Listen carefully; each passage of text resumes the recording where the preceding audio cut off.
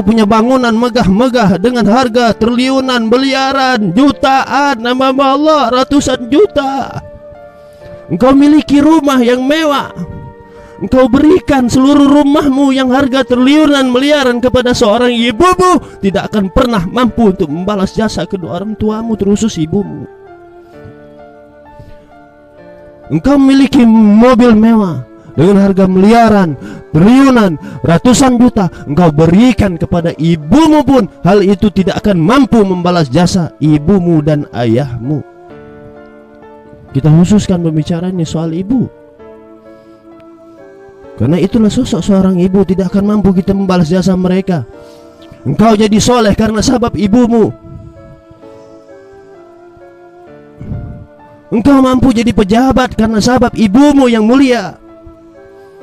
Engkau mampu menjadi seorang hartawan karena ibumu yang mulia. Engkau mampu berpikir karena ibumu yang telah mendidikmu. Bismillahirrahmanirrahim. Assalamualaikum warahmatullahi wabarakatuh. Alhamdulillah, wassalatu wassalamu ala rasulillah wa ala alihi wa ashabi wa mawalah. Allahumma salli wa sallim wa karim wa azim ala sayyidina Muhammadin wa ala alihi wa ashabihi wa azwajihi wa dhurriyyatihi wa tabi'ina lahum bi ihsanin ila yaumiddin wa alaina ma'ahum wa fihim bi rahmatika ya arhamar rahimin. Amma ba'd. Hamba Allah yang dirahmati oleh Allah Subhanahu wa ta'ala, khusus di hari ini coba kita membahas tentang sosok yang mampu membuat kita hadir di muka bumi ini dalam keadaan sukses, dalam keadaan kita berhasil, dalam keadaan kita bahagia, dalam keadaan kita gembira, dalam keadaan kita sejahtera. Sosok itu sangat jarang kita ingat kepada mereka hamba-hamba Allah. Siapa beliau? Siapa mereka? Mereka adalah kedua orang tua kita, terkhusus bagi ibu kita. Hamba-hamba Allah yang dirahmati oleh Allah Subhanahu wa ta'ala. Allah Subhanahu wa ta'ala berfirman, wa'budullaha wa la tusyriku bihi syai'a wa bil walidaini ihsana wa bidil qurba wal yatama wal masakini wal jari dil qurba wal jaril junub was sahibi bil janbi wa bnis sabil wa ma malakat aymanukum. Firman Allah Subhanahu wa ta'ala. Apa kata Allah Subhanahu wa ta'ala? Sembahlah Allah dan janganlah kamu sekalian mempersekutukannya dengan sesuatu, dan berbuat baiklah kepada kedua orang tua, sanak kerabat, anak-anak yatim, orang-orang miskin, tetangga yang dekat dan tetangga yang jauh, teman sejawat, ibnu sabil dan hamba sahayamu. Kutipan daripada ayat ini, kiranya kita itu berbuat baiklah kepada kedua orang tua kita, hamba Allah yang dirahmati oleh Allah Subhanahu wa ta'ala. Banyak dari kita melupakan tentang hidup, tentang haya, sosok yang mampu membuat kita ini sukses. Kita punya jabatan, itu siapa yang membuat kita sukses? Kita punya harta banyak, siapa yang membuat kita sukses? Kita dimuliakan oleh orang lain, siapa yang membuat kita sukses? Kita dihargai oleh orang lain, makhluk Allah, manusia di muka bumi ini, siapa yang membuat kita mulia dan dihargai oleh orang lain? Kita tidak sadar hamba Allah, kita hadir di muka bumi ini, kita terlahirkan di muka bumi ini sabab dari sosok seorang ibumu yang mengandungmu, ibumu yang memeliharamu, ibumu yang mendidikmu, ibumu yang membesarkanmu. Sosok itu manusia kebanyakan melupakan hal itu, sehingga di saat dia sukses, di saat dia berhasil, di saat dia menjadi orang yang soleh sekalipun, dia lupa bahwasanya di sana ada sosok ibu. Makanya para ulamaul amilin, mereka para orang soleh, meletakkan kedudukan seorang ibu di atas kepalanya. Namun sayang hamba Allah, di zaman sekarang ini kita lupa,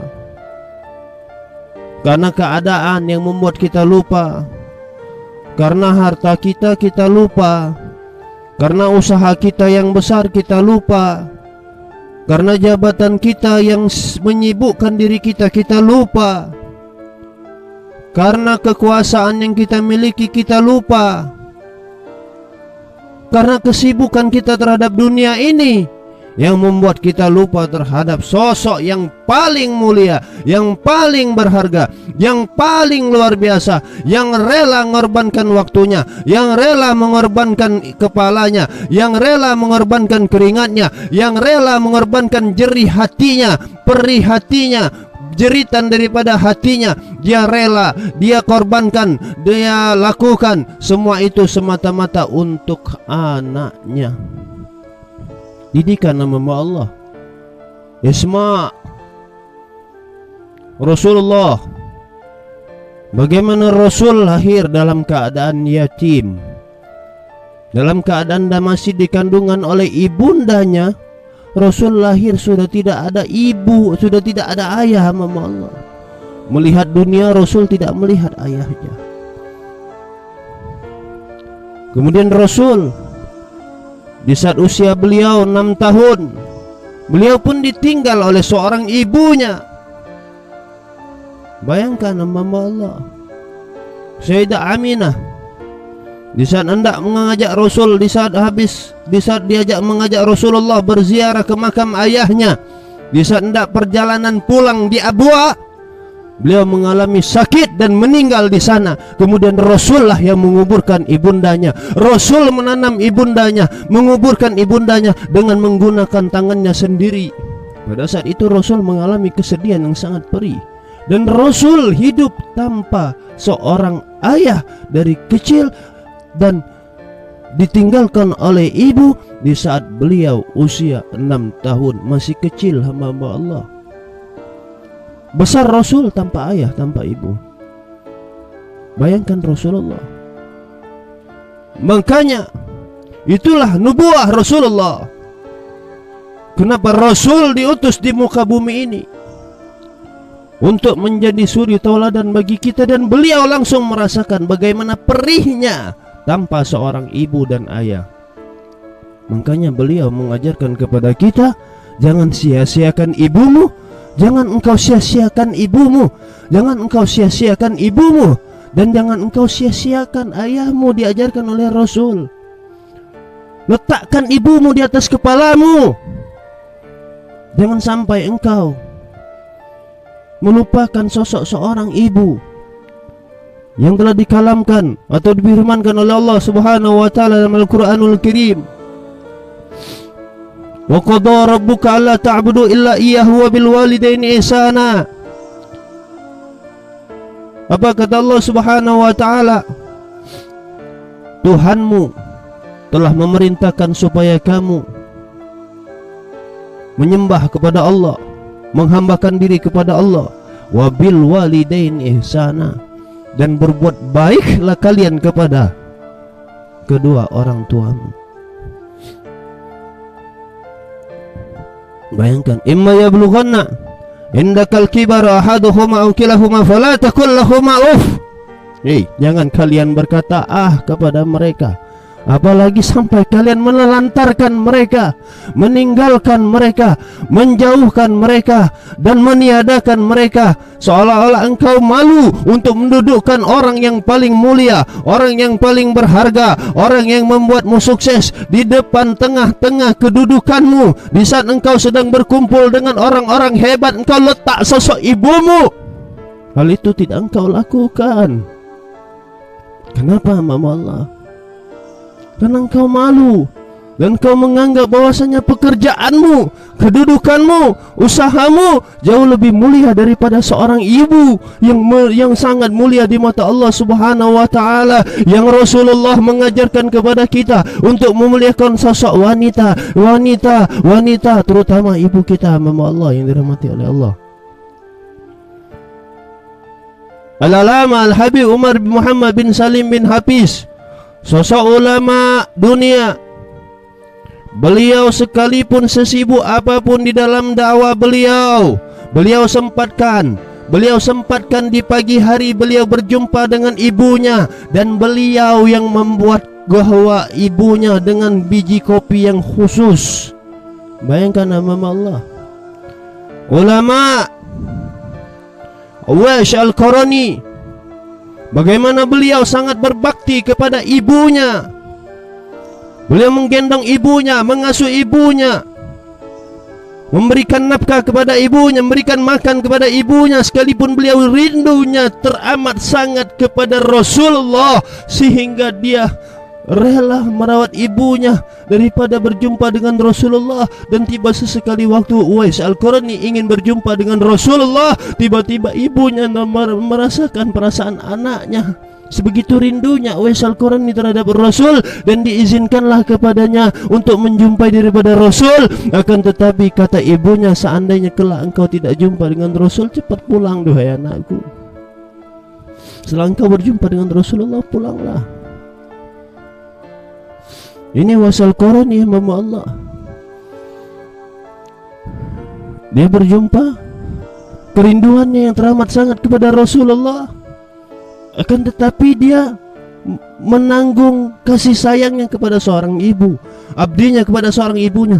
Pergi pun Uwais Al-Qarni ke Madinah pada saat itu, dan tiba di Madinah dengan keadaan berjalan kaki tanpa adanya kendaraan. Perasaan haus dan lapar dirasakan oleh Uwais Al-Qarni, hendak berjumpa dengan Rasulullah. Sesampainya di Madinah, dia pun tidak berjumpa dengan Rasulullah, sehingga dia ingat apa kata ibunya. Kerinduan yang teramat sangat tidak berjumpa dengan Rasulullah. Akan tetapi dia berada di kampungnya Rasulullah, di mana Rasulullah berada di sana, di mana di kampung itu di Madinah adalah tempat pijakan Rasulullah, tempat kediaman Rasulullah. Beliau hanya mampu melihat rumahnya, keadaannya Rasul. Uwais Al-Qarni memiliki kerinduan yang teramat dalam, sehingga dikatakan Rasulullah bahwasanya untuk memerintahkan Sayyidina Umar dan Sayyidina Ali menjumpai daripada Uwais Al-Qarni dan memohon doa kepadanya, karena Uwais Al-Qarni adalah seorang raja kelak di akhirat. Bayangkan nama Allah. Uwais Al-Qarni seorang sahabat, seseorang yang hadir di zaman Rasulullah, akan tetapi tidak berjumpa dengan Rasulullah. Makanya dia dikatakan seorang tabi'in.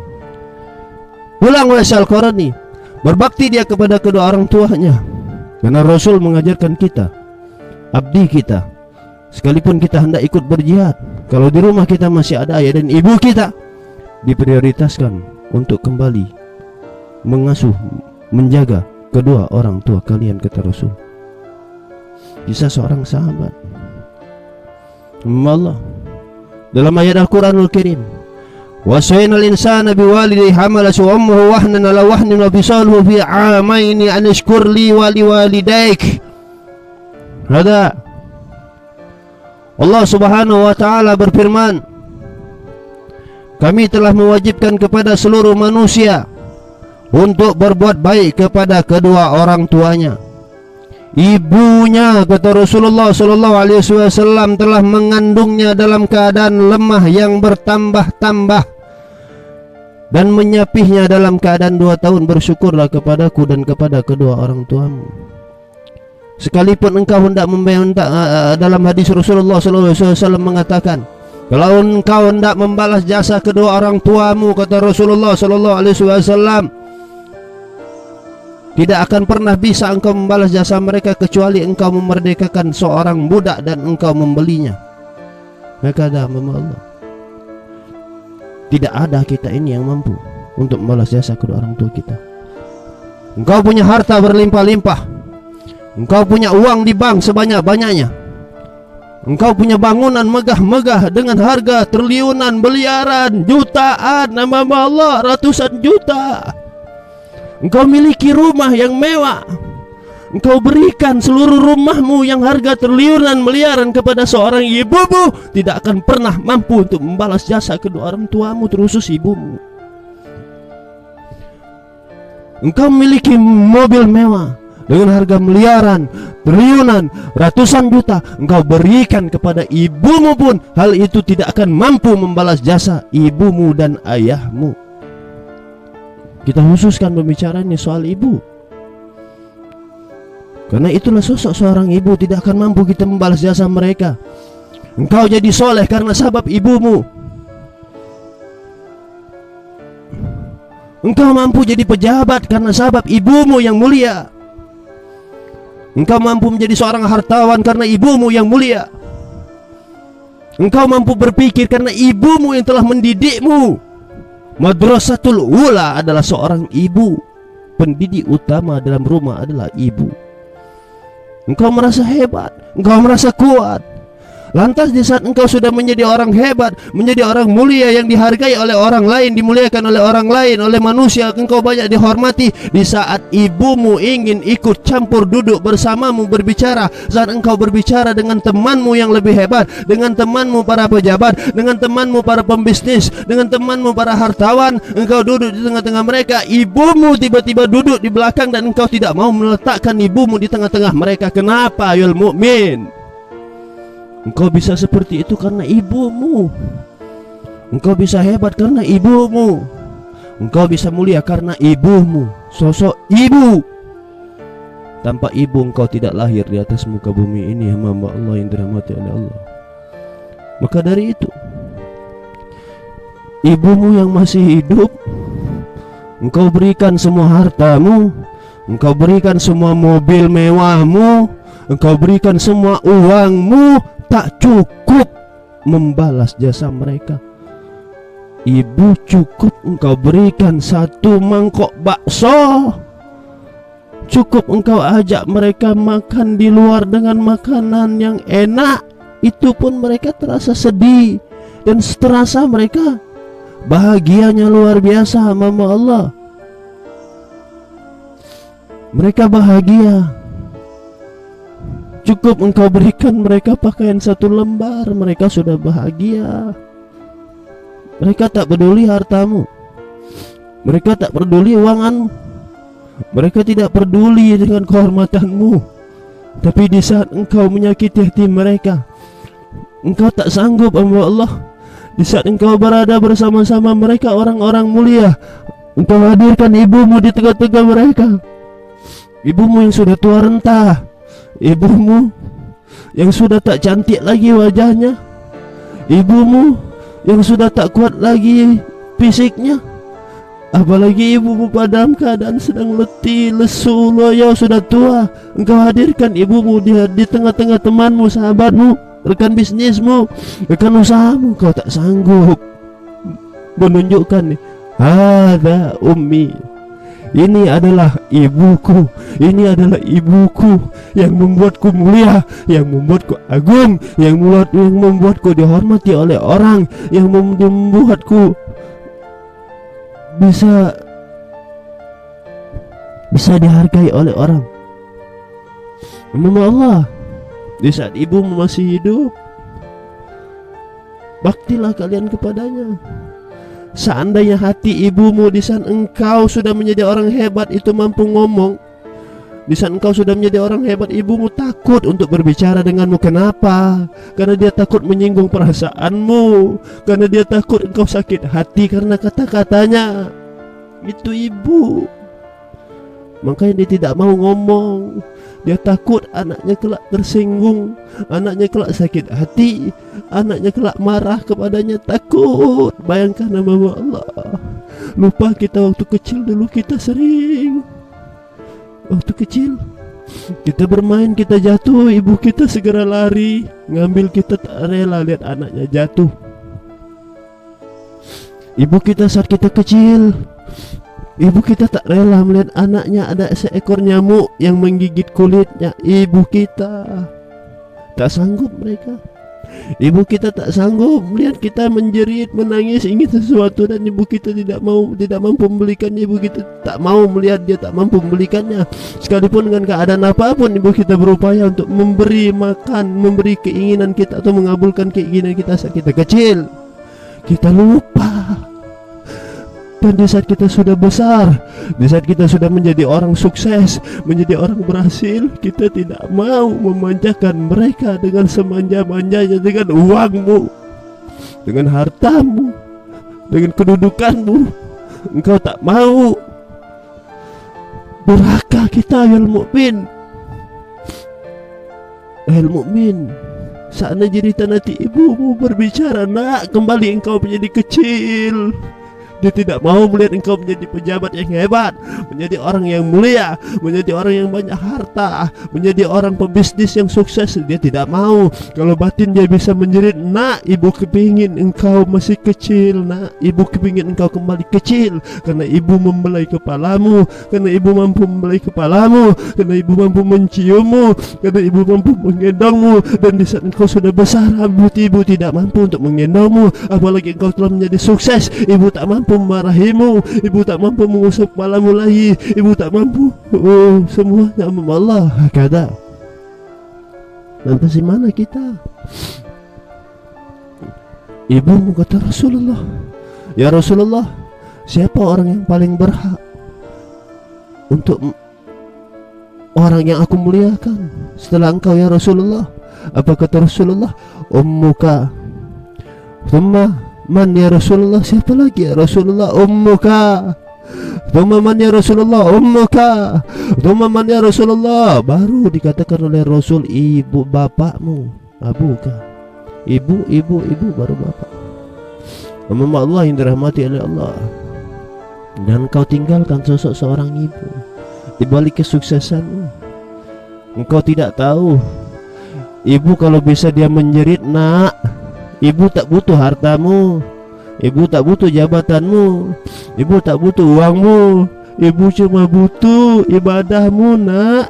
Apalagi ibu itu mendekati daripada kematiannya. Dia sudah tahu dirinya sakit-sakitan, dia sudah tahu dirinya sudah tua. Dia tahu dengan keadaan itu, seorang ibu itu akan berkata dalam hatinya, nak, jadilah engkau anak yang soleh. Cukup. Itu yang akan dikatakan oleh ibumu. Seandainya ibumu mampu ngomong kepadamu, namun kenapa ibumu tak mampu ngomong kepadamu? Ya mukmin, di saat engkau menjadi orang sukses, tarik ibumu, gendong ibumu, dudukkan ibumu di tengah-tengah teman-temanmu, sahabat-sahabatmu yang sukses, hadirkan dia pada saat itu. Sanggupkah engkau berlaku hal seperti itu? Kalau engkau tak sanggup, engkau merupakan bagian daripada orang yang sanggup untuk berbuat durhaka kepada kedua orang tuamu, terutama ibumu.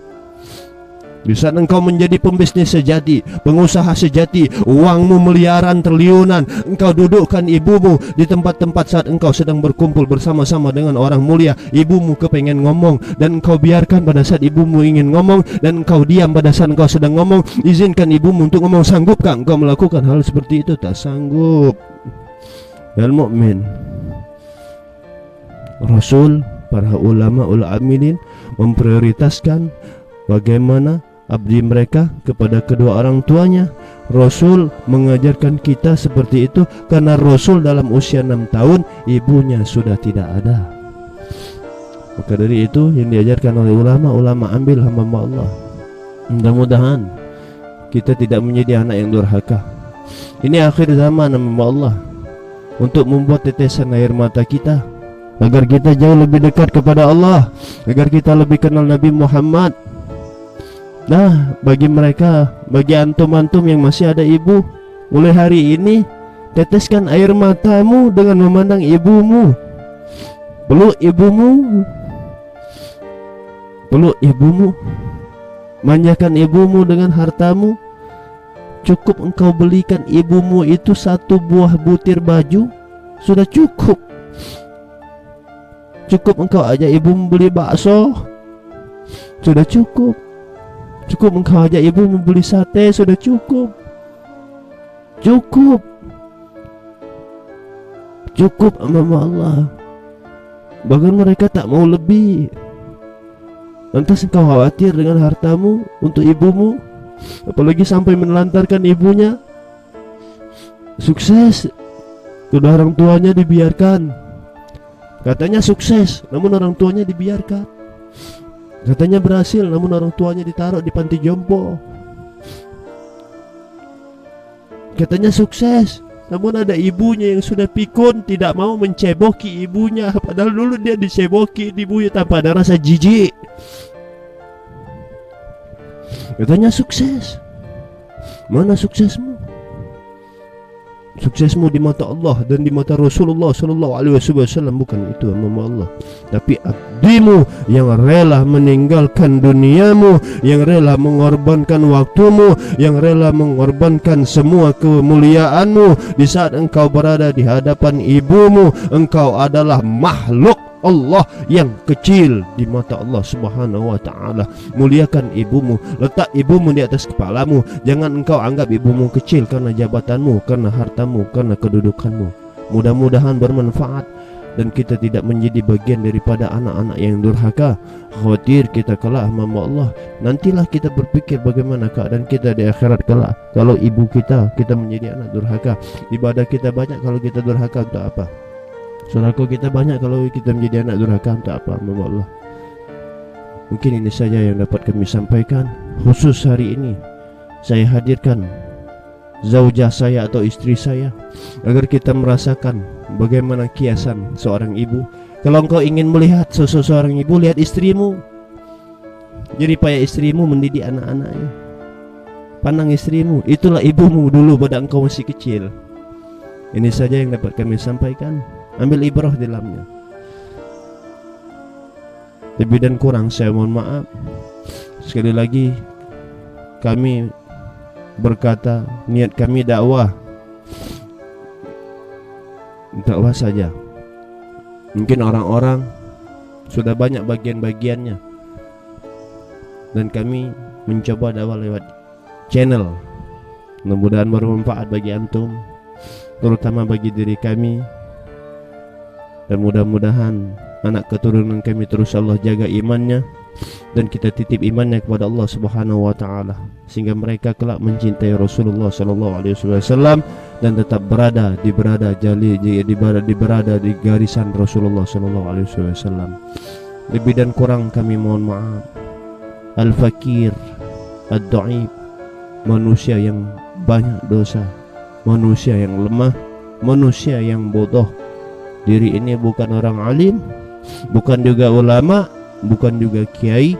Akan tetapi kata ulama, mudah-mudahan karenalah sabab lisan yang menyambung risalah Rasulullah, dan banyak orang berbuat, pahalanya kembali kepada kita dan kelak akan menjadi selamat kita untuk di akhirat. Itu saja. Allahumma salli wa sallim ala sayyidina Muhammadin wa ala alihi wa sahbihi wasallam. Alhamdulillahirabbil alamin. Wassalamualaikum warahmatullahi wabarakatuh.